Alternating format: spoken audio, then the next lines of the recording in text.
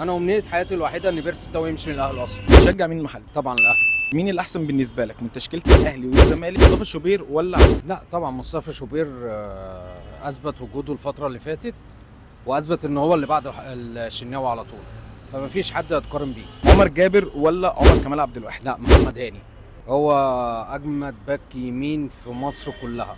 رامي ربيعه ولا مسلوسي؟ لا ربيعه الخبره.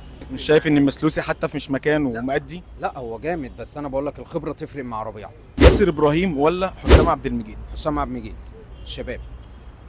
انتايك ولا يحيى عطية الله؟ الاثنين زي بعض. محمد شحاته ولا مروان عطيه؟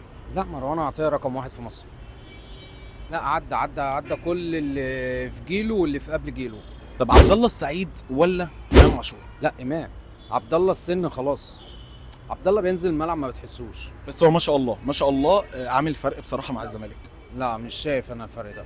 هو اللي ممكن يعمل فرق مع الزمالك التاني اسمه ايه بتاع الاهلي اللي راح له ناصر ماهر واحمد حمدي بقى ربنا يقوم بالسلامه. هو اللي عامل فرق مع الزمالك، انما عبد الله السعيد لا. اكرم توفيق ولا ناصر ماهر؟ لا ناصر ماهر مهاره، اكرم توفيق رجوله، فده ما يجيش مع ده خالص. بيلعب يعني برضو ده بيلعب حاجه وده بيلعب حاجه، يعني ده 6 ده 8 بيلعبوا حاجه غير بعض. هو كولر دلوقتي بيلعب اكرم برضو شبه 8 على 6، يعني عارف اللي هو مش قوي فيها. مصطفى شلبي ولا حسين الشحات؟ لا انت بتقارن مين بمين؟ الشحات طبعا. شحات. زيزو ولا بيرسي تاو؟ لا زيزو.